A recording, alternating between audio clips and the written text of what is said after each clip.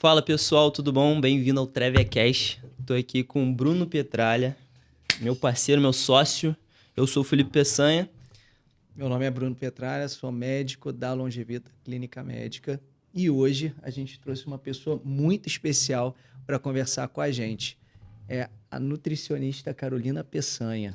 Carol é nutricionista, mestre e doutora em nutrição. Essa é a doutora de verdade, eu Isso sou aí. só figurante. Doutora em nutrição, tem formação em nutrição esportiva e funcional, trabalha com avaliação corporal e tem uma comunicação muito interessante, porque traz uma ideia de que eu gosto muito, que é a ideia de que o simples funciona. Bem-vinda, Carol. Exatamente. Primeiramente, obrigado pelo convite. Estou muito feliz de estar fazendo parte desse podcast, tá? Junto com vocês dois, que eu gosto bastante. Sim, acho que eu adotei como lema de vida, né? Esse o simples funciona. Principalmente quando a gente traz para a nutrição e aplicação de dieta e trabalhar com uma alimentação natural, é importante ter em mente que estratégias simples funcionam, né? Então a gente não precisa de nada tão complexo assim. Legal. Me conta um pouquinho, para começar com as perguntas, da sua trajetória. Como é que foi a sua escolha por nutrição e depois fazer o doutorado, PhD? Conta um pouquinho sobre essa trajetória. Eu sempre fui bem interessada com assuntos relacionados à nutrição desde a época da escola. Legal. Inclusive, conheci o Bruno na época da escola, então a gente se conhece há muitos anos. Caraca. Aham. E entrei para nutrição, fiz nutrição na UF, na Universidade Federal Fluminense. Desde o meu segundo período da faculdade, eu comecei a fazer iniciação científica. E aí eu me encantei pela ciência, pela pesquisa. E eu já sabia que eu queria mestrado, doutorado. Então, só dei continuidade depois que acabei a faculdade. Fiz o mestrado na UF e, posteriormente, o doutorado na UFRJ. E aí, nesse meio tempo, surgiu... Também fiz pós-graduação em nutrição esportiva e funcional e fui fazendo os cursos para ser antropometrista Isaac também. Então... Excelente, excelente. Profissional completa, né, cara? Vai ser bom hoje, cara. Bom, muito bom. Que bom. Excelente. E, Carol, então, aproveitando aí, me conta, o emagrecimento ele tá em alta por alguns motivos específicos, né? Mas aí eu queria ouvir de você, assim, o que mudou no emagrecimento nos últimos anos? Como é que você enxerga isso? Me conta aí. Acho que a gente observa uma mudança muito grande dos 10 últimos anos para cá, mas antes disso, os últimos 30, 50 anos, também houveram várias fases em relação ao emagrecimento, principalmente olhando para a obesidade e para o sobrepeso como um problema de saúde pública, né? E a gente tem vários estudos epidemiológicos mostrando que ao redor do mundo diversas populações estão tendo uma predominância de sobrepeso e obesidade. Acho que esses dados alarmantes fizeram com que a gente mudasse um pouco a interpretação que existe sobre o que é emagrecimento. Porque ele foi deixando de ser algo muito simples. A pessoa basta ter força de vontade, para de comer e emagrece. Para a gente entender que a obesidade é uma doença muito complexa. Isso. E, diante disso, a maneira que as pessoas enxergam o emagrecimento, isso tanto os pacientes quanto os profissionais de saúde, ela veio se modificando. Infelizmente, hoje em dia ainda está muito atrelada à estética, né? As pessoas ainda associam que emagrecimento é para você ficar com um corpo muito magro e muito definido, mas pensando em termos de saúde, isso não é um sinônimo, né? Isso. Não é porque a pessoa está muito magra que ela está saudável. Isso. Excelente. É uma pergunta, assim, uma dúvida realmente. Porque quando você está emagrecendo, você também tem uma perda de músculo, né? Consequentemente, se você não treinar, né? Então, a gente vê a pessoa ali perdendo peso na balança, mas não necessariamente ela está ficando saudável, né? Porque a gente vê principalmente nesse período, as pessoas procurando cada vez mais emagrecimento facilitado, né? E esse emagrecimento facilitado, seja o Mounjaro, seja a utilização de outros meios, ele necessita de um acompanhamento também de musculação, seja de atividade física. Como é que você enxerga essa facilitação do emagrecimento hoje no dia a dia das pessoas? Como é que está sendo essa visão para o nutricionista, juntamente com o personal, juntamente com o exercício físico? Eu acho que essas canetas emagrecedoras, entre aspas, vamos chamar assim, elas vieram com um propósito muito bom, porque existe essa necessidade quase que global das pessoas emagrecerem, não estarem com sobrepeso e obesidade. E ela é um recurso. A questão é que ela tem sido muito mal interpretada e banalizada e vende essa promessa de que a pessoa vai emagrecer muito rápido. Só que nem sempre esse emagrecimento rápido é com qualidade. Então, foi como você falou, Felipe. Se a pessoa tem um emagrecimento, mas ela tem uma grande perda de massa muscular também, e ela vai para um caminho da desnutrição, que é o que muitas vezes, usando as canetas emagrecedoras, acontece, né? No que a pessoa não come, ela tem uma perda de apetite muito grande, porque ela passa o dia inteiro já bem mais saciada. Geralmente ela reduz a ingestão de nutrientes dela, então ela caminha para um quadro de desnutrição, de deficiência nutricional, contribuindo também para agravar esse quadro de perda de massa muscular, porque muitas das vezes, quando a pessoa tem dificuldade para emagrecer, não é só porque ela come muito, mas é porque ela também não pratica exercício físico com regularidade. Sim. Então, na verdade, a gente precisa promover essa mudança no hábito, no estilo de vida. Então, ela se alimentar bem e praticar exercício físico. E, às vezes, as pessoas que buscam atalhos, como as canetas, elas não têm ainda essa mentalidade de que, eu vou usar um recurso, mas eu também preciso estar fazendo exercício físico e me alimentando bem. Excelente. É porque o que acontece é o seguinte, existe uma forma como você enxerga as coisas, no sentido de que, fulano quer emagrecer. Na verdade, ali, o que acontece? Ele quer, quando ele diz eu quero emagrecer, na maioria das vezes, o que ele quer, na verdade, é ficar com um corpo legal, porque como a Carol falou, a estética ela está muito vinculada a isso, e não necessariamente a saúde. E aí, mesmo que a gente fale só da estética em si, as pessoas, na maioria das vezes, elas estão muito preocupadas só com o peso, o valor que aparece ali naquela balança. E aí a gente esquece, por exemplo, que aquele número, ele não representa só a gordura, ele representa o músculo, o osso, a água que tem dentro do corpo da pessoa. Então, quando você pega um número lá que era 70 e foi para 60, 65 ou até menos, você não está levando em consideração o que você perdeu para chegar naquele número. Então, claro, você tem várias estratégias nutricionais para isso. Seja você, quer dizer, não só nutricionais, mas de um modo geral. Mas a forma como você vai atingir aquele objetivo, se vai ser muito rápido, dependendo do que você usou, você vai ter um pedágio. E esse pedágio pode acabar gerando outras coisas. Então, por exemplo, existe obesidade sarcopênica.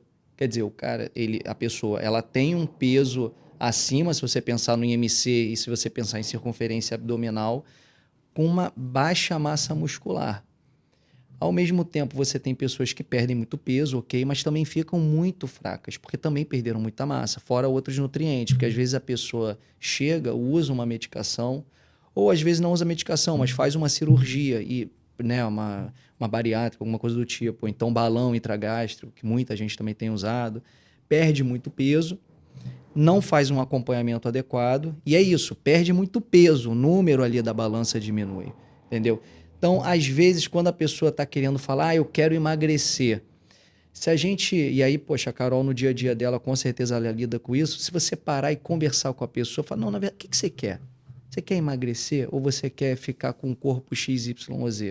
Ou você quer conseguir amarrar o sapato? O que você quer realmente? Você entendeu? Então, às vezes, esse é o detalhe. E aí, Carol, na sua realidade, quando você pega esse tipo de pessoa, existe muito esse embate entre a pessoa entender que, às vezes, poxa, não é só peso número da balança, é composição corporal, até por você, né, ter a certificação Isaac e tal, então você vai saber falar disso super bem. Acho que eu posso até complementar um pouco mais, que as pessoas hoje no Instagram, elas estão... Instagram não, nas redes sociais, o acesso à internet tem muita informação. Então, provavelmente as pacientes que chegam para você já chegam informadas de um certo conhecimento, que na verdade não pode ser verdade, pode ser falso. Então, elas já chegam com uma perspectiva muito alta. Por exemplo, eu quero ficar assim. Eu quero chegar nesse shape. Acontece mesmo. Acontece, não acontece? Então, explica um pouquinho como é que funciona isso pra você, como é que você tenta, né, mediar essa situação. Tipo o barbeiro, queria esse corte aqui. Queria esse corte aqui. Mas acontece, assim, eu lembro que desde que eu comecei a atender no consultório, aparecem pessoas que trazem essa comparação. Eu tô assim e eu quero ficar assim. Acho que as mídias, né, as redes sociais têm uma grande influência sobre isso, porque vende-se uma imagem de ostentação e de corpos que não são reais. Ou de que para você manter um determinado corpo, você tem que toda hora fazer algum procedimento estético para manter aquele corpo, fora o uso de determinados medicamentos, determinados hormônios, né?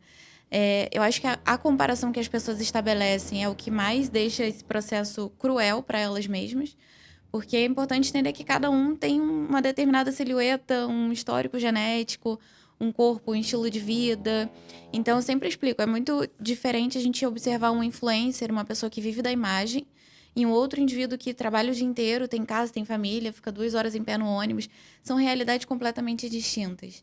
E é bom a gente pensar no emagrecimento com uma lupa para o benefício que ele traz em termos de saúde, como o Bruno comentou ainda há pouco, essa funcionalidade do seu corpo.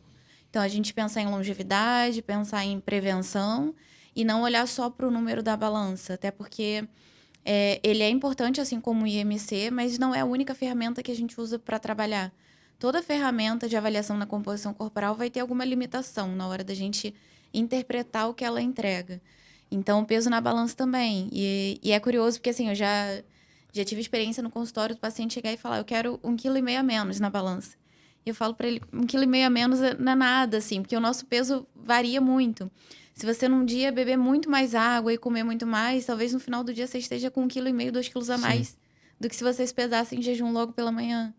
Mas essas comparações são bem complicadas. E só voltando um pouco ao que a gente estava falando, a gente vive uma época de muito imediatismo também. Então é isso, as pessoas querem emagrecer e que é rápido. Sim. A hora que o incômodo bate, elas querem, num piscar de olhos, não ter mais aquilo ali. Mas não precisa ser tão rápido assim. Na verdade, os processos que acontecem no nosso corpo, eles levam tempo. Então, desde reduzir os níveis de colesterol, a gente não reduz de uma semana para outra. Então, perder peso também não é de uma semana para outra. Excelente. E, Carol, me conta uma coisa, assim, porque também não adianta também a gente só meter malho nas medicações, porque, cara, as medicações, elas são muito boas, Sim. assim, se você usar para sua devida função. Assim, no seu dia a dia, tem algum momento, assim, por exemplo, os seus... Acredito que não são todos que usam as canetas, né? Os análogos de GLP-1, enfim, todos esses aí. Não são todos que usam, mas existe algum momento, talvez, na sua avaliação, que você acha, não, poxa, talvez essa pessoa mereça alguma coisa, ou mereça algum tratamento medicamentoso específico? Você consegue, às vezes, lidar com isso e pelo menos pensar, não, acho que faz uma avaliação médica. Como é que é a sua relação com as pessoas que usam ou que talvez você enxergue que tenha um potencial para usar o remédio? Não é uma tomada de decisão muito fácil, tem um conjunto de fatores que a gente deve considerar, principalmente o histórico daquela pessoa. Olhando como nutricionista, a gente observa o histórico que ela tem da relação dela com a alimentação, a relação dela com o próprio corpo, como foi a infância, como foi a adolescência. Se ela desde a infância sempre esteve acima do peso, se ela tem várias questões relacionadas à imagem corporal, à autoestima. Então, acho que isso tudo vem antes de considerar. Os medicamentos, foi como você falou, têm eficácia comprovada, são seguros e a gente tem pertinência para utilizar eles. A questão é que as pessoas agora estão fazendo uma separação muito grande, né? Acho que é só o medicamento e não precisa do exercício. Mas, geralmente, no consultório, quando eu identifico, minhas primeiras condutas costumam ser tentar modificar os hábitos alimentares daquele indivíduo, o estilo de vida, e eu oriento ele, olha, o ideal é você procurar um psicólogo, procurar um clínico geral, você ter acompanhamento de outros profissionais, porque a pessoa sozinha é muito difícil. E eu digo que é muito difícil, não é que nós não sejamos capazes, mas é que a gente vive em um ambiente que é considerado obesogênico, com uma alta disponibilidade de comida. Você com o celular na mão, você pede por qualquer aplicativo, entrega na sua casa em 20 minutos. A gente anda na rua, esses dias eu estava na farmácia, e aí estava pagando alguma coisa assim, e eu olhei pro lado, estava vendendo Oreo, Nutella, na farmácia. Então, são coisas que a gente está exposto e que o nosso cérebro não estava preparado para isso. Para você entrar numa farmácia para comprar um analgésico e você ter uma Nutella sendo vendida. Então, a nossa mente toda hora é exposta a muitas coisas. E isso dificulta muito. Manter um peso adequado, manter um estilo de vida saudável. Sim. Você trouxe a questão de observar o passado daquele paciente, a história dele. Como é que é para você fazer essa anamnese? Você investiga mais a fundo? Foi bem interessante saber disso, porque além de fazer a nutrição, você ainda tem que ser uma parte de psicóloga, né? Saber exatamente o que a pessoa está passando, o que ela pode passar com aquela... Porque você está passando uma dieta para a rotina dela, então você vai ter que encaixar na rotina dela exatamente como é que funciona. Como é que você vai a fundo nas perguntas? Como é que funciona esse primeiro contato com esse paciente. Eu acho interessante saber disso também. Esse histórico com a comida, ele é importante, da relação, quando a gente tem até tempo para entrar com mais detalhe. É interessante investigar como foi a própria introdução alimentar daquela pessoa, a quais alimentos ela foi exposta ou não. Porque existe, às vezes, uma rejeição muito grande em relação ao consumo de hortaliças, de legumes e vegetais e frutas, porque as pessoas também não foram tão expostas e acostumadas a comer aquilo ali. Então, automaticamente, existem indivíduos que associam aquilo como algo não prazeroso. Eu não vou sentir prazer comendo alface e tomate. Eu quero um empadão, né? Sim. E aí é interessante investigar assim, mas por quê? Que associação é essa que ela faz com a comida? Ao meu ver, assim, na minha prática clínica, a relação e a visão que a pessoa tem do ato de se alimentar, às vezes, é muito mais importante do que uma dieta muito bem detalhada, estruturada, com um cálculo super fechadinho. Claro que isso é necessário, eu entrego a dieta também.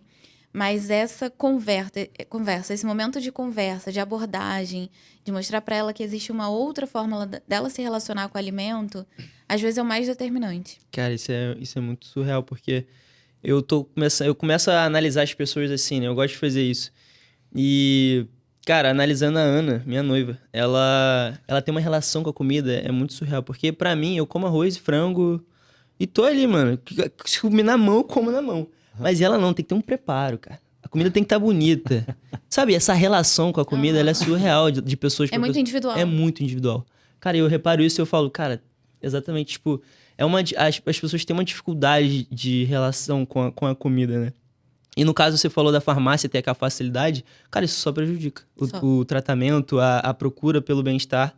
Então, a gente tem que olhar para esse lado também do mercado, né? O que o mercado tá fazendo para ajudar com isso? Nada, praticamente só tá piorando a situação. Como você disse, o iFood pede muito rápido. O 99, fazendo várias propagandas aqui, né? Cara, eu vi um hambúrguer por R$2, cara. Um hambúrguer Aí. totalmente gorduroso. No BK, gente. Você Cara, compra um up, vem outro. Vem outro. Cara, esse negócio do 99 foi surreal, mano. Eu falei, cara, tem gente aqui fazendo a felicidade dela, porque hambúrguer R$2, cara. Que isso, Bruno? R$2 é... Doideira, cara. Pra quem já trabalhou no comércio, nossa... Aí Não é, mano. Eu acho que não fecha a conta, fecha, né? não fecha. Mas aí... vai comprar de novo, né? Vai. Aí Exato. O iFood também fez essa campanha no início, de dar muito desconto e tal. Mas enfim, só prejudicando o ser humano, né? Só buscando só valor, dinheiro ali, do que realmente o bem-estar do cliente. E o delivery, falando ainda dessa relação com a comida, ele prejudica o relacionamento que a gente tem. Porque o ideal é a gente ter contato com o alimento, preparar ele, higienizar, cortar, você temperar, fazer coccionar de uma maneira que você goste. Então, no que você pede algo pronto que entrega em casa, você não sabe quais foram os temperos utilizados, você não se conectou com a comida. Então, o que a gente ensina, inclusive, para as crianças, né, nutricionistas que atendem criança e os pais, é de ter esse momento de cozinha mesmo, de você pegar, cortar, ver determinados cortes, ver o que te agrada ao paladar, usar diferentes temperos, condimentos, tudo o mais natural possível. E aí, isso indiretamente influencia na saciedade também. Sim. Então, é muito diferente você pegar algo pronto que você come, às vezes, em 3 minutos, e as pessoas cada vez mais mastigam rápido também, do que você, vou levar 40 minutos preparando, vou montar uma mesa pra mim, de uma coisa que eu fiz pra mim. É um momento de autocuidado, de amor próprio, e que fortalece esse vínculo com a alimentação saudável. Sim, essa relação com a comida é muito importante. Eu vejo a diferença quando eu tô sozinho na minha casa e a Ana vai lá. Cara, é totalmente surreal. A relação, o sabor realmente muda. Não é bizarro isso? Cara, eu tô comendo arroz, feijão e batata frita. Sozinho, é uma coisa. Agora, com ela preparando ali, e, cara, fica diferente. Então é legal essa relação. É o amor. É o amor. Pode ser. Paixão ali. Mas isso que a Carol falou é muito importante, porque às vezes o que a gente acaba ouvindo muito é o seguinte: tentei determinada conduta, não consegui, eu não consigo seguir aquele plano alimentar e tal. Às vezes você não consegue seguir o plano alimentar por causa da relação que você tem com a comida, e não necessariamente pelo plano. Eu brinco que a melhor receita, a melhor prescrição médica é aquela que a pessoa vai seguir. Sim. Então, se você entender bem o contexto da pessoa, tentar adequar aquilo à realidade dela, a aderência é muito melhor, entendeu? E aí, talvez, indo até para a próxima pergunta, talvez isso explique um pouco, que é o seguinte, por que as pessoas emagrecem e voltam a engordar? Será que é um problema de relação da comida? Será que, enfim... O que você acha, Carol? Me conta aí. Esse é o famoso efeito sanfona, né? Que Sim. a gente chama. Realmente, em determinados protocolos de emagrecimento, a taxa de reganho de peso é muito alta. Agora, com esses medicamentos, os análogos de GLP-1 e as cirurgias também bariátricas, a gente sabe que é uma bem elevada a taxa de reganho de peso. Ao meu ver, o protagonista nessa história é o mindset. Às vezes a pessoa não muda a cabeça. Elas criam uma ilusão de, eu preciso ficar magra e depois eu vou sustentar aquilo ali. Só que se ela não muda o estilo de vida dela, a forma dela pensar e de comer, o peso, infelizmente, pode acabar voltando. Não é via de regra, né? Existem pessoas que conseguem mudar. Mas é muito comum gerar algum tipo de transtorno alimentar. E a gente tem dos mais diversos polos, assim. Tem desde a pessoa que fica com medo de comer e acha que vai engordar, ou aquela que acha que pode comer o que quer porque ela já tá magra, né? Então, são os extremos. Sim. Eu acredito também tem algo fisiológico, né? A pessoa que ela tem a célula gordurosa ali dela, ela emagrece. A verdade, a célula não tá cheia, mas ela ainda tá ali. Então, pra ela encher de novo, né? Eu falando de uma forma muito leiga, mas... Mas é isso, a gente tem hiperplasia, Exatamente. hiperplasia celular. Exato. Até uma determinada idade, depois pode acontecer uma hipertrofia ou não. Então, se a pessoa, na infância e adolescência, ela já estava acima do peso, a chance dela ser um adulto acima do peso é muito grande também. Se tem um histórico de sobrepeso e obesidade, vai ser uma luta quase eterna para aquele peso não voltar. E essa consciência é muito boa, né? A pessoa tem que ter, né? Ela tem que ter essa noção de que, cara, eu tenho que mudar meu mindset, tenho que mudar minha rotina, meu lifestyle. E é uma mensagem aí, cara, pra ser dada. Porque realmente as pessoas acham que, não, eu vou fazer essa dieta durante tempo, eu consigo manter. Mas, cara, se você não tiver realmente uma disciplina ali nutricional, de atividade física, cara, dificilmente você vai se manter naquele peso onde você chegou. É aquela história, às vezes a obesidade, ela não é o meio, é o fim. E aí você tem que entender o meio, quer dizer, aquilo ali pode ser só uma consequência de algo. Então você tem que ir na raiz do problema. Sim. E aí, muitas das vezes, o ganho do peso, o reganho, né? Ele acontece justamente por causa disso. Porque você tenta ver só o fim. É só ali, aquele número da balança, aquela circunferência abdominal, que desencadeou aquilo. E aí você não indo nisso, é muito provável que você vai acabar voltando para aquele ponto inicial, às vezes até pior, como a Carol falou, porque você acaba criando outros problemas no meio do caminho. Faz algumas coisas muito restritivas, faz com que a pessoa tenha uma relação com a comida pior com o tempo, e aí você acaba não conseguindo sustentar aquele negócio. E você acaba ficando mais doente. Sim. Você vai com o intuito e acaba indo para outro. E, Carol, tem a sua frase é muito boa, simples funciona. Eu adoro ela.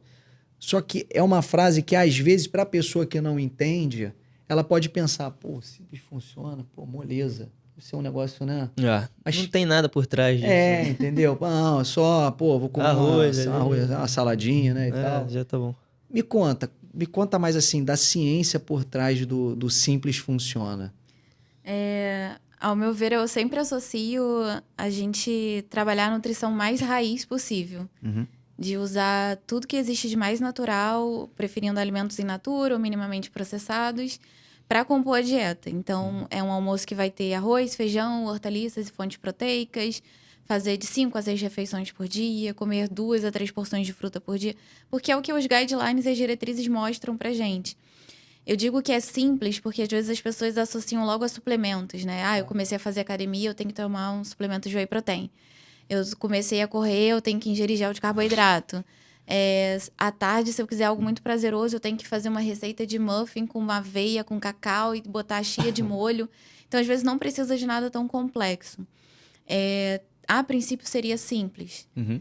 É que realmente a gente é que complica a história, né? Exatamente. Isso é para tudo, né? Até para treino, para qualquer coisa. Você quer fazer... vou começar na musculação. Aí você quer fazer periódico, quer fazer drop set, quer fazer um monte de coisa. Não dá, né? Às vezes... Seu corpo tá nem acostumado para fazer isso. Mas eu acho bem interessante você falar sobre essa questão de medicamento nutricional, as pessoas buscando whey protein, buscando... Tem agora até shampoo, tá, gente? Shampoo com whey protein. Caraca. Nossa, essa eu não tava sabendo, não. Fiquei sabendo essa semana também. Desculpa te gente cortar, Felipe, que eu queria jogar essa bomba aqui. Não, isso é uma bomba mesmo. Bebendo shampoo. Pois é. Que loucura, cara. Pra bater a proteína ali, né? A meta Vai ter, com certeza, irmão. Vai. Vai ter. Mas enfim, o que eu ia falar sobre isso é o excesso, né? A pessoa vai lá, não, eu quero ficar saudável, então eu vou comprar multivitamínico, vou comprar creatina, vou comprar... Enche daquelas coisas ali e vai tomando. E, cara, de certa forma, como é que... Porque realmente é uma parada que eu vejo. As pessoas tomando multivitamina, vitamina C. Precisa disso? Como é que funciona isso no corpo?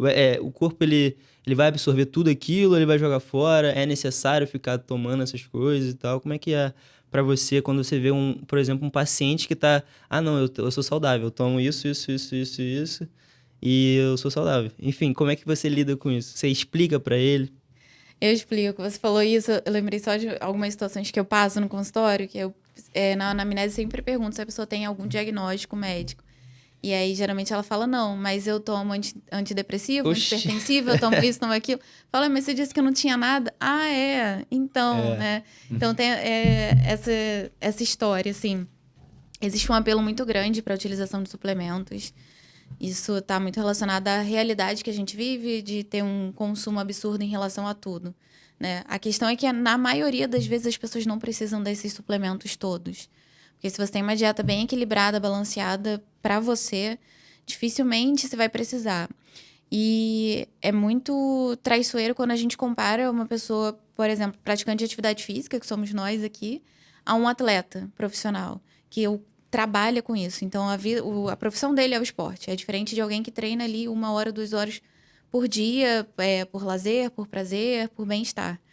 Quando a gente fala de atleta, geralmente a utilização de suplementos tem uma indicação maior. Sim. Mas para nós, praticantes de atividade física, dificilmente a gente vai precisar de tanto mais proteína. Na verdade, o que os estudos populacionais mostram é que a gente já é uma população que consome muita proteína. Então, talvez a gente não precise mais de tanta proteína assim. E aí é legal você trazer isso do alto rendimento. Não necessariamente uma pessoa de alto rendimento ele é saudável, né? Porque ela é performática para aquele esporte, mas Isso. ela não tá Exatamente. saudável, ela tá realmente trabalhando ali, que é o trabalho dela. Porque não vai ser saudável você ter 5 horas de treino por dia. Não vai. É uma profissão, né? Quantos atletas entram em overtrain aí, sabe? Que tá até de cabeça, mentalmente Exatamente. falando, né? A pessoa realmente se afunda. Não é, o alto rendimento não tem nada a ver Com saúde. Com saúde. Não tem. É só você ver saúde articular dessas pessoas. Um jogador de futebol com 35 anos tem artrose, igual de um idoso de 70 anos. Exatamente. Isso não é ser saudável. Entendeu? Então, é aquilo. Como tudo na vida, você tem que ter um equilíbrio. E esse mesmo raciocínio, pasmem, deveria servir para os polivitamínicos, né? É porque hoje a gente tem argumento para tudo, né? Primeiro, é fácil você achar um estudo defendendo o ponto que você quer defender. Isso é mole. Agora, vai estudar a metodologia. Eu sei que fez metodologia científica, enfim. Aí, quando você vai ver a metodologia, você vê que é um estudo mais ou menos. Mas tem para tudo. Você pode usar o argumento da indústria farmacêutica vilã, entendeu? Não tem santo, não estou defendendo isso. Mas, assim, eu acho que todos os extremos, eu acho que eles devem ser, enfim, levados em consideração, e você tem que ter um bom senso, né? Você não precisa ser da área da saúde para ter um bom senso, entendeu? E avaliar. Você tem um profissional que vira para você e fala, olha só, você não pode tomar esse remédio, porque esse remédio o médico que prescreveu, ele está ganhando dinheiro com isso, é da indústria farmacêutica, o remédio custa R$70, mas se você tomar aqui meu pool de vitaminas de 3.000, aqui não é contra a indústria farmacêutica.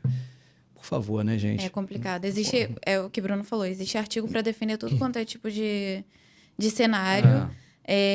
Além da gente não precisar, algo que você comentou antes, Felipe, nosso corpo também não aproveita isso tudo. Então, os estudos que a gente tem com polivitamínicos mostra que a eficácia deles é muito baixa, porque o nosso corpo não vai metabolizar e processar tudo aquilo ali de forma tão eficaz assim. E a proteína segue uma linha parecida. Se a gente tem um consumo além do que o nosso corpo precisa, esse excesso ele tende a ser excretado, né? Descartado.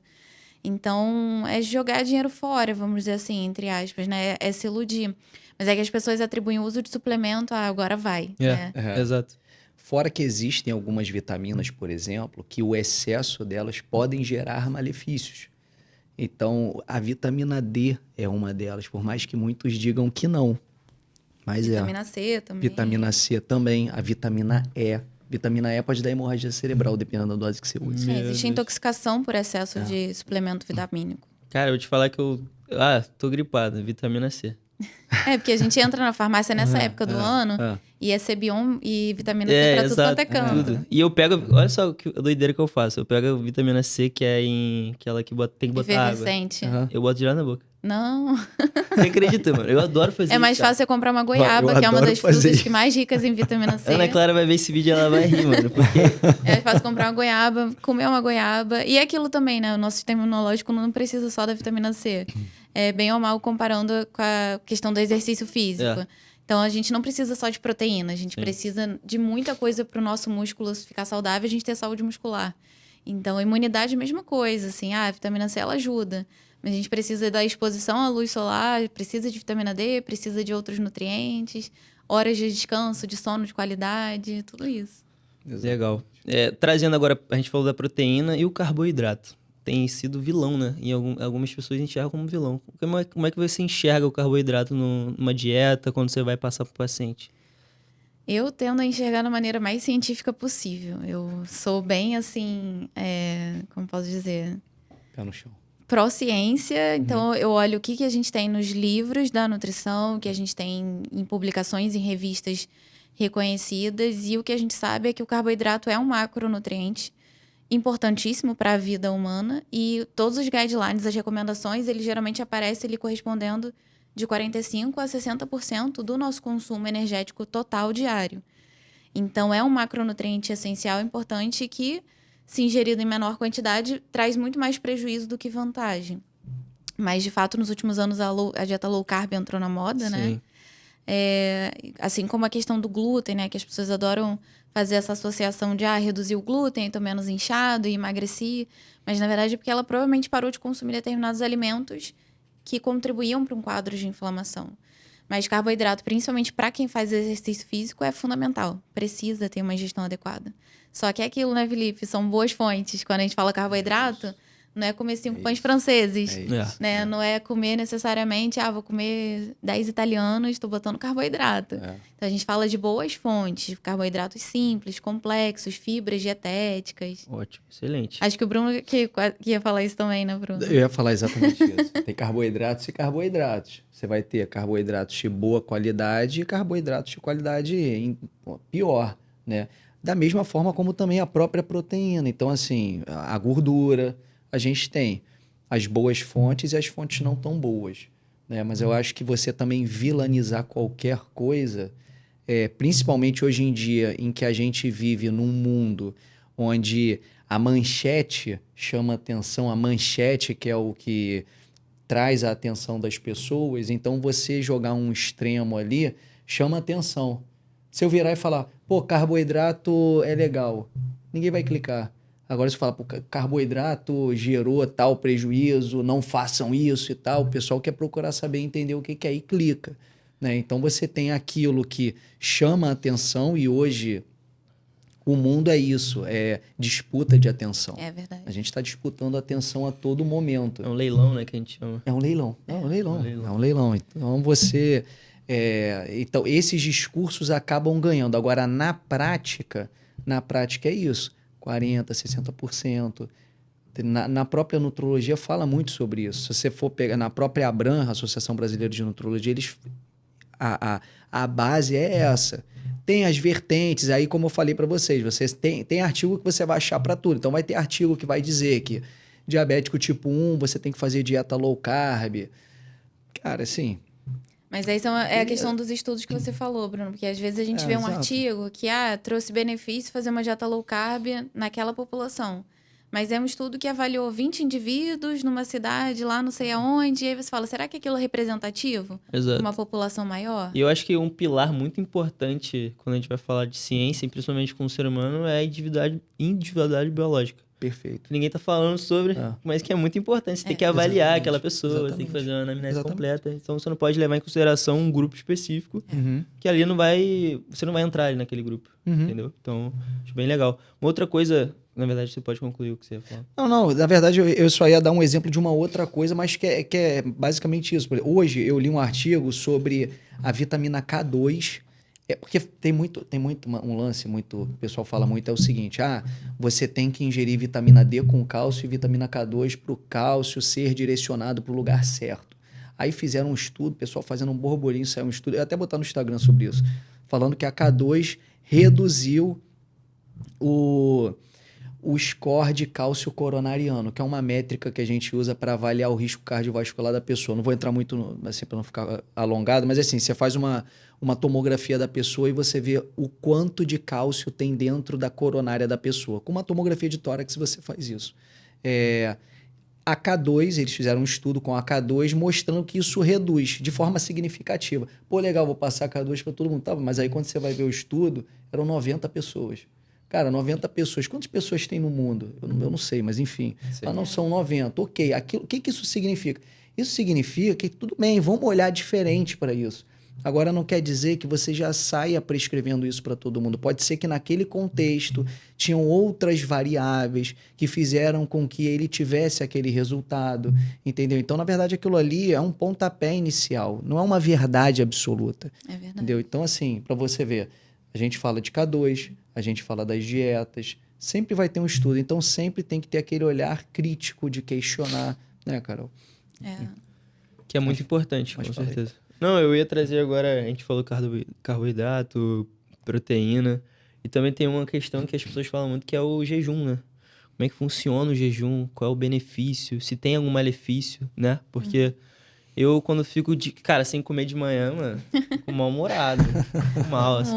Todo mundo, Felipe. Como é que pode? Eu não vou, se me passar um jejum, eu não vou fazer, mano. Não tem como fazer. Mas enfim. O protocolo de jejum intermitente, ele é uma estratégia que existe e a gente tem alguns benefícios que comprovam, né, que vale a pena fazer esse protocolo. Teoricamente, para ser o jejum intermitente, a pessoa teria que ficar de jejum num período de 12 a 16 horas. E ela aproveita ao máximo do período noturno, que a gente já faz naturalmente um jejum fisiológico, né? A questão é que não é indicado para muitas situações, principalmente quando a gente está falando daquela questão da relação com a comida, emagrecimento, da pessoa ter uma outra maneira de comer. Às vezes o jejum intermitente, ele mais atrapalha do que ajuda. Então, pensando em emagrecimento, em hipertrofia, qualidade de vida, o jejum não vai ser tão útil. Às vezes, só da pessoa parar de comer ali por volta das 8 da noite, no dia seguinte comer de novo 7 da manhã, já é suficiente, já é saudável, já é natural. Claro que algumas pessoas, ao longo da vida, sempre tiveram mais facilidade para ficar períodos maiores sem se alimentar. Tem gente na época da escola, né? Que, eu ia pra escola sem comer nada, só comia no recreio. Então, as pessoas já estão acostumadas, às vezes, a começar o dia sem se alimentar. Mas o que é mais unânime, o que é um consenso na literatura científica, é de que a gente deve, sim, fazer o café da manhã. Ele é considerado a refeição mais importante do dia, porque ajuda ali no eu leio tanto em inglês, eu fico com as palavras em inglês, no drive, a guiar como é que vai ser o nosso funcionamento hormonal ao longo do dia. Então, você falou do mau humor, né? É porque a ingestão de carboidrato logo no início do dia ajuda a equilibrar também os nossos níveis de cortisol. Legal. Então, tem uma importância tanto para o nosso intestino quanto para a parte hormonal. Então, assim, comer é necessário. A solução não é ficar sem comer, quando a gente fala de emagrecimento. Legal. Pô, essa frase é boa, hein? Vai ter corte sobre isso. Agora, tentando trazer mais assim para a realidade dos pacientes que eu atendo, se a gente pensar nas pessoas acima de 50 anos, como é que você enxerga o emagrecimento? Muda alguma estratégia? Como é que... Sei que assim, depois dos 50, claro que vai mudar, né? 50 anos talvez seja um pouco jovem, assim, se for pensar Hoje no meu dia, público, né? principalmente no meu público, mas Exato. mas de um modo geral, só para não ficar uma coisa super extensa, assim. Como que você enxerga um pouco diferente? Você tem uma abordagem, como é que seria, assim? É diferente, sim. Se a gente for pensar, 50 anos ainda é adulto, né? E é curioso, assim, só uma observação, porque às vezes a gente vê os estudos também falando assim, isso é indicado para adultos. Mas considerando que adulto é de 19 até 60 ou 65 anos, dependendo da referência, nesse intervalo de 19 a 60, tem muitas flutuações, acontece muita coisa, principalmente com as mulheres. Então, a mulher passa ali por várias fases hormonais distintas. E aos 50 anos, apesar de não ser classificado como idoso, a gente já tem que pensar ali em muitas questões relacionadas ao envelhecimento. É diferente o emagrecimento aos 50 anos, principalmente para as mulheres, porque a maioria já passou ali pela pré-menopausa, menopausa, e dependendo de como foi esse período, para ela vai ser muito mais difícil emagrecer depois dos 50 anos de idade. a gente tem que pensar que o nosso corpo, ele é esperto, ele tem memória de tudo que a gente fez também. Então, se a gente vem uma vida inteira ali da pessoa não se cuidando, tendo hábitos não saudáveis, para ela mudar aquilo ali aos 50 anos tende a ser muito difícil. Mas é completamente possível. Eu sempre acho que o ideal é ter os acompanhamentos, é ter toda uma equipe, né, ali, multidisciplinar, para ela se guiar, não fazer por conta própria. Que infelizmente é o que eu vejo muito no consultório. A galera chega e fala, comecei a fazer academia. Eu pergunto, quem tá fazendo sua série? Eu faço da minha cabeça, porque a vida inteira eu sempre fiz. Eu sei, eu faço aquele aparelho, depois aquele aparelho, aí eu malho costas, malho bíceps, e tá ótimo. Eu falo assim, mas não é desse jeito, né? Então, buscar por orientação, acho que é o que mais faz diferença, independente da faixa etária. É como que a informação, ela negligencia, tipo, ela anula todo o estudo por trás, né? A pessoa pega ali e fala, não, isso aqui a fulana faz, então vai funcionar comigo. A gente tem que parar de pensar que a influenciadora, ela é algum ídolo ali de performance, de corpo ideal, porque ela é diferente de você, ela tem várias mentirinhas por trás também, né? Ela quer vender alguma coisa. Ela quer vender alguma coisa, exatamente. Eu acho que é um pensamento que a gente tem que fazer, principalmente para essa geração você falou sobre ser imediatista, querer informação de forma rápida, querer resultado de forma rápida. Então a gente tem que parar um pouco, apreciar o processo, que eu acho excelente, assim, porque é no processo onde a gente vai moldando um pouco nossa mente, né? Para ter essa disciplina. Enfim, eu acho de excelência, assim, você pensar um pouco mais sobre o projeto, né? A trajetória até chegar ao resultado. Enfim, a gente pode falar um pouco sobre também a parte da informação, né? E uma dica que você pode dar para essas pessoas que estão lutando contra essa informação, porque a gente está sendo bombardeado todo dia. Como é que a gente faz para fugir de mentira, de fake news? O que a gente pode fazer? Claro, o primeiro passo é procurar uma nutricionista, como a Carol. Facilita bastante. Marca uma consulta. Já é metade do caminho. Já, com certeza. Isso aí vai ajudar bastante. Mas enfim, é realmente, cara, a pessoa poder se ajudar, né? Porque, como eu disse, ela tá sendo bombardeada, tá sendo metralhada ali por informação. Como é que ela vai filtrar isso? O que ela pode fazer para ela realmente ter uma vida saudável e não entrar numa fake news, não entrar numa informação incorreta? Eu acho importante limitar algumas exposições em rede social. Então, filtrar as páginas que segue, os perfis que segue, saber selecionar melhor ali as emoções na hora que vê alguma notícia, alguma reportagem. Entender que não dá pra gente fazer comparação em relação a corpos que vivem realidades muito distintas. Tem uma frase que eu li uma vez que é mais ou menos assim: tudo que a gente consome a gente também. Então, é importante entender que nada sai ileso daquilo ali. Então, às vezes, restringir o período que fica em rede social, que alguns países já estão fazendo também, né? Várias pessoas já adotaram isso. Eu não vou gastar 5 horas do meu dia rolando no Instagram. Eu vou separar 2 momentos ali do dia, vou mexer um pouquinho, vou ver página de meme, vou ver isso, vou ver aquilo. Ou ver perfis que inspiram também, que não tem nenhum problema. Mas eu acho que é travar o pensamento da comparação. De olhar um influencer, uma blogueira, seja quem for, e achar que tem que ter a barriga daquele jeito, o corpo daquele jeito, o cabelo brilhoso daquele jeito. Porque, na verdade, ninguém é assim 24 horas por dia, né? Acho que tá na moda falar energia de gostosa, né? Por causa da Ivete. Ninguém é energia de gostosa 24 horas por dia. Então, acho que a minha sugestão seria limitar esse tempo em rede social, limitar ao que é exposto e procurar outras coisas para se inspirar, outras informações, cultivar outros hábitos que não seja só rede social. Sim, e eu acho que a gente está usando muito pouco do nosso pensar crítico, né, cara? A gente olha a informação e vê ela como verdade e vai fazer isso no dia seguinte ou no mesmo dia. Então, parar um pouco para pensar, analisar, estudar. Acho que a nossa geração tá precisando muito disso, a minha principalmente, né, cara? Alguns países já estão limitando o acesso, né? Eu acho que Inglaterra ou Itália tá 16 anos, se não me engano. Isso é muito importante, cara. Muito. A criança tem que estudar, tem que aprender para depois começar a ter acesso à rede social, que é muito perigosa. Enfim, se a gente for entrar nesse assunto aí, eu tenho um podcast inteiro para falar sobre isso. Mas, enfim, o Bruno pode fazer uma... Não, eu acho que assim, é o que vocês estão comentando. A gente acaba focando muito em consumindo um conteúdo que você não sabe qual é a procedência. E você deixa de fazer outras coisas. Nossa, mas isso aí dá para pensar em muita coisa. Por exemplo, primeiro, como é que eu enxergaria isso? Você está sendo bombardeado por informações. Primeira coisa que você tem que se questionar é o seguinte: se é fácil como dizem, porque todos não são como dizem ser, entendeu? Então, outra coisa, se você quer tanto um tratamento personalizado, por que você busca só o que os outros fazem, entendeu? Então, e sempre tente se cercar por profissionais para você conseguir filtrar isso. Não vai ter muito para onde fugir. Hoje a gente, poxa, tem chat GPT, tem um monte de IA para você conseguir filtrar a informação. Porque a pessoa pode virar para mim e falar assim: ah, Bruno, mas tem muito profissional ruim. Tá bom, beleza. Você pega a informação que você ouviu na internet, joga no chat GPT, pega isso, vai para o teu profissional, você consegue contra-argumentar agora. E aí você consegue tirar a sua conclusão baseado nisso. Então, assim, hoje o paciente, quando chega lá no consultório, ele chega muito mais munido. Eu acho legal. Mas é aquilo, né? Aquela pessoa, quantos outros não ouviram uma determinada informação e vão seguindo de forma desenfreada?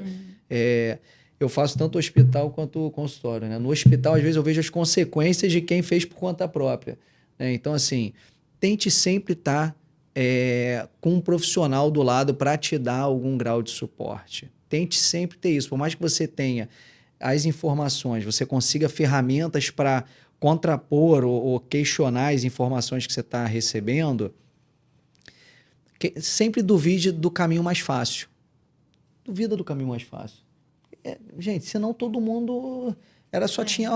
Só tinha robô, entendeu? Só tinha Transformer na rua, só gente grande. Entendeu? Pessoal bombado. Então, não é simples assim, cara. Não é simples assim, não é fácil. Não é vou tomar um negocinho ali e vou ficar legal. Eu tenho um amigo... essa frase eu falo pra todo mundo. Uma frase, eu não tô dizendo que eu concordo com essa frase. Mas, e esse garoto, esse meu amigo, ele é muito engraçado. Tudo que ele fala, ele consegue ser engraçado. Ele vai saber, se ele ouvir, ele vai saber que é ele. Cara, ele virou pra mim e falou: Bruno, eu tava numa reunião em São Paulo, ele tá super bem de vida e tal, não sei o que. Aí ele, Bruno, tava numa reunião em São Paulo e tal. Aí ele tava conversando com os caras, ele saiu.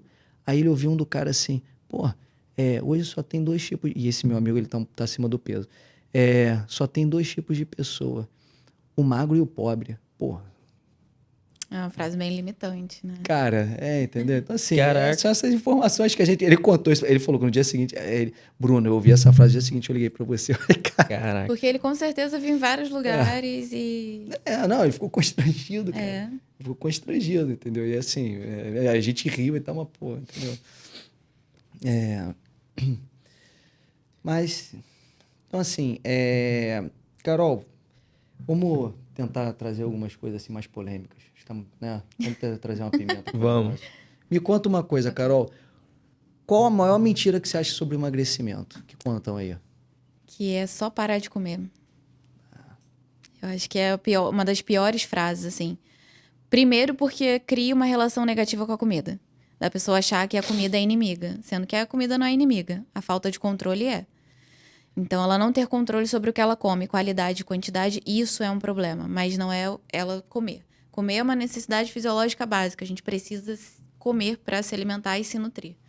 Acho que é uma grande mentira. Porque emagrecer não é parar de comer. Uhum. Eu sempre falo no consultório que é uma via de mão dupla. Por um lado, a gente tira tudo que está atrapalhando, prejudicando os excessos. Do outro lado, a gente acrescenta coisas que vão fazer o nosso corpo funcionar de maneira mais eficiente.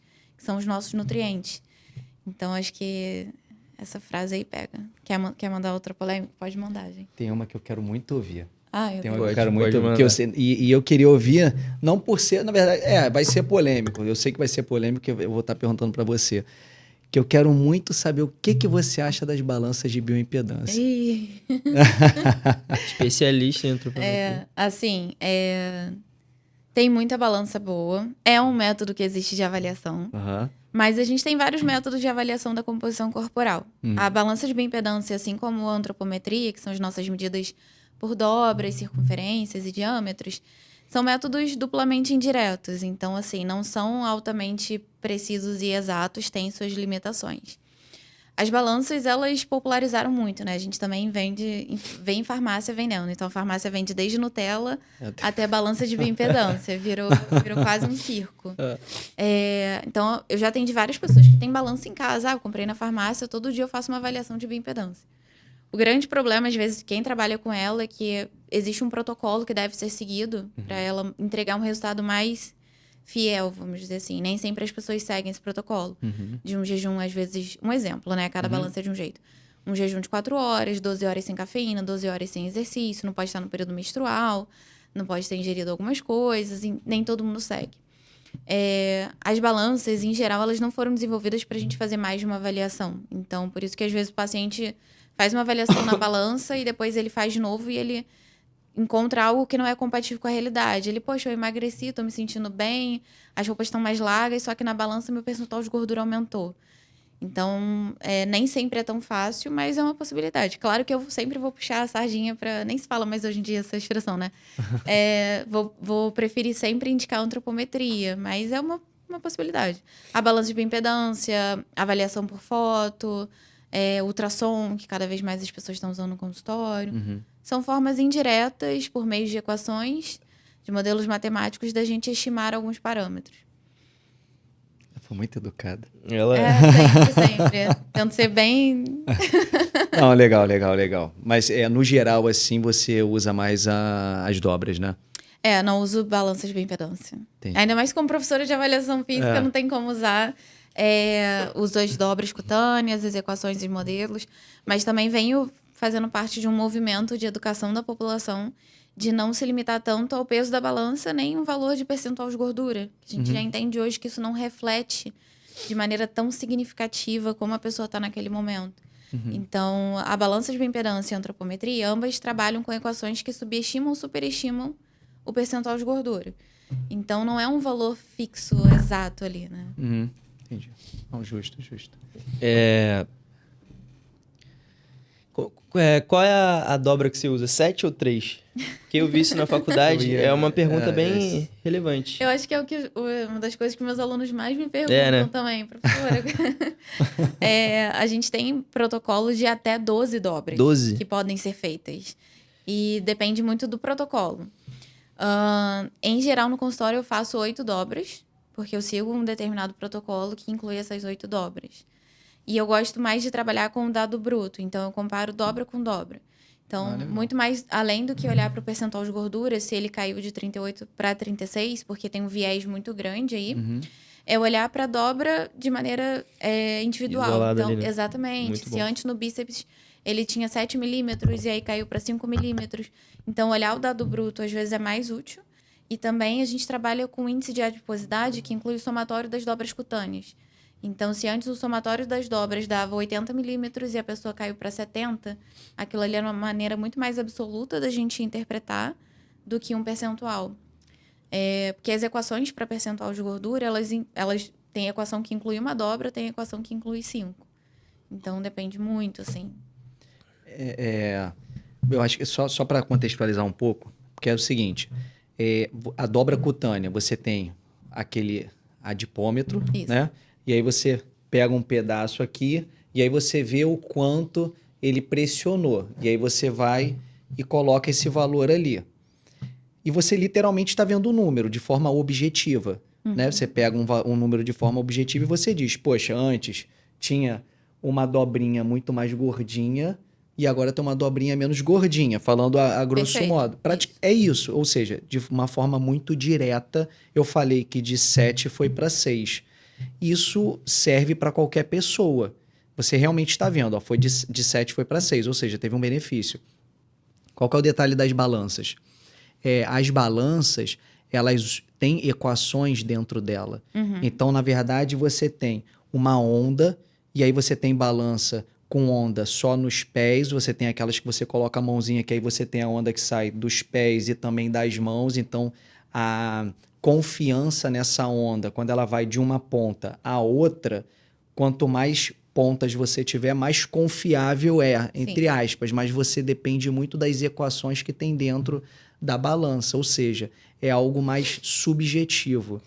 Então, por exemplo, para idoso, a balança de bioimpedância ela não é tão interessante. Por quê? Por causa principalmente por causa do percentual de água. As balanças elas levam muito em consideração A água corporal total. a água corporal total, porque inclusive é a água que vai conduzir de forma mais dinâmica a onda. Corrente elétrica. Aí depende do nível de hidratação. Exatamente. Isso aí. A questão das balanças é que você não sabe, a gente não sabe qual é a equação que ela está utilizando. Exato. Quando a gente trabalha com antropometria, você pode escolher. Eu vou usar a equação de Jackson e Pollock, vou usar de Durney, vou usar de Slaughter. A gente consegue pelo menos escolher uma equação e entender qual viés pode estar atribuído àquela determinada equação. Na balança de bioimpedância, a gente não sabe. Eu prefiro também a avaliação antropométrica com as dobras por causa disso. Entendeu? Depois disso eu também prefiro. Ainda digo mais. A gente vê na faculdade toda uma outra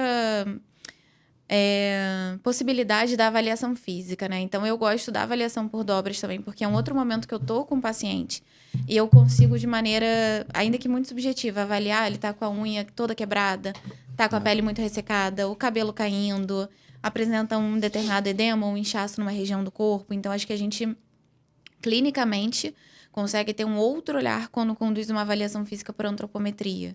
Né? Fora que, às vezes, é até esse momento que você pergunta outras coisas para ele de maneira mais despretensiosa. Final de semana, você costuma comer aonde, né? Que aí tá diferente daquela situação de sentado na cadeira e ele, às vezes, até sente mais à vontade para te contar alguma coisa. Mas eu acho que na antropometria a gente consegue ter uma avaliação física mais ampla, vamos dizer assim. Eu concordo contigo. Maravilha. Acho que foi um podcast bem agregador, vamos dizer assim, que agregou muito valor. E eu queria fechar com uma questão que eu acho que eu faço normalmente para nutricionista, que é: você acha que as pessoas... Isso vai entrar num assunto bem complicado. Okay. Vou até deixar o copo aqui. Mas é que as pessoas, elas estavam romantizando muito a obesidade. Isso é fato. A gente via... Posso entrar ou não? Não, entra, manda bala, cara. Manda bala. Mas então, a gente via as pessoas romantizando muito e tal, que tinha que se aceitar. Só que hoje, essas mesmas pessoas estão usando o Ozempic e outro tipo de... Ou fizeram bariátrica. Você acha que essas pessoas, elas queriam romantizar porque emagrecer era um método difícil? Ou, na verdade, com a facilidade, elas conseguiram o que elas sempre buscaram, que era emagrecer e tal? Então, aí, nesse contexto que eu trouxe, o que você acha sobre essa busca pela estética e não pela saúde? Porque hoje as pessoas estão buscando muito mais a estética, como a gente trouxe lá no início, do que realmente a saúde. E usar o Ozempic e uma canetinha é saudável? A pergunta, assim, clara. Pode ser saudável se tiver um bom acompanhamento multidisciplinar por trás. Por quê? O que a canetinha ela causa na pessoa? Dificilmente, se a pessoa não tem um bom acompanhamento, que é que a gente vê acontecer, eu já atendi casos da pessoa ir no médico, ele passar e ela não foi nunca mais no médico e não fez nem exame de sangue. Então, assim, pode causar um quadro de desnutrição, porque atrapalha muito ela se alimentar ao longo do dia, limita a ingestão calórica, né, e nutricional. A gente tem um emagrecimento muitas vezes sem qualidade, com uma perda significativa de massa muscular, uma redução ali de outros parâmetros que são importantes. A questão de romantizar a obesidade, eu acho que é uma problemática que coloca tudo no mesmo bolo, quando na verdade não tá. Estética e saúde são, às vezes, coisas separadas para a gente discutir. E a pessoa aceitar o corpo dela como ela é, seja com algumas dobrinhas, com estria, com celulite, com contornos, não tem necessariamente a ver com saúde. Sim. Então, você pode estar muito bem resolvido com o teu corpo da maneira que ele mas ele não precisa estar magro quando, em relação, comparado a um artista, por exemplo. Com certeza. Né? Então, acho que a galera, quando romantizou, botou tudo no mesmo pacote. Assim, a autoestima e amor próprio associados a formato do corpo e associado à saúde, sendo que às vezes são coisas separadas. Então, assim como a gente falou que um atleta às vezes não é uma pessoa saudável, uma pessoa magra às vezes também não é uma pessoa saudável. Sim. Né? Não que uma pessoa obesa nunca vai ser, com obesidade não vai ser saudável. Mas é importante entender que a estética ela é outra lupa, é uma outra perspectiva a ser analisada. Legal, excelente. Eu acho que respondeu da melhor maneira. Foi muito bom. Foi muito Eu bem. gostei da resposta, achei que a resposta foi muito boa. Foi ótimo. Realmente são coisas distintas. Isso. Saúde e estética. Acho que é isso então, né, cara? Então obrigado pela presença. Imagina, eu que agradeço o convite, gente. Foi um prazer, tá? Obrigada, Felipe. Os também. Os também, exatamente. 3 pessoas aqui que praticam jiu-jitsu, Tamo gente. junto. Sensacional. É isso aí. Acompanha, curte, comenta Agora você pode falar suas redes sociais, Carol, para pessoal.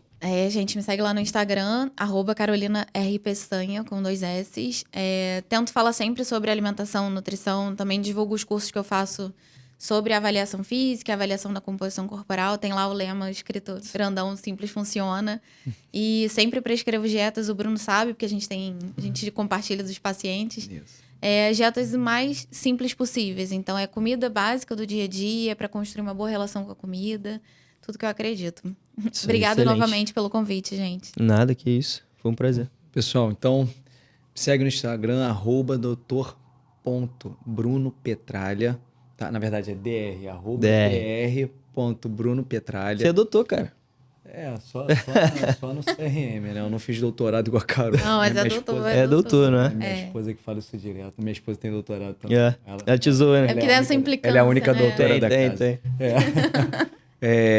Então, me segue no Instagram. Felipe. Cara, pode me seguir na Blesk, agência.blesk. É minha agência de marketing. A gente tá aí unido com o Bruno, que é, nosso cliente aí perfeito. E é isso, galera. Comenta, curte, compartilha, manda o pessoal. Acho que foi uma mensagem muito boa. Foi um conteúdo muito bacana, que explica muita coisa que hoje a gente sofre na sociedade, que a gente tá buscando esclarecer. E é isso. Até a próxima. Valeu. Até a próxima, pessoal.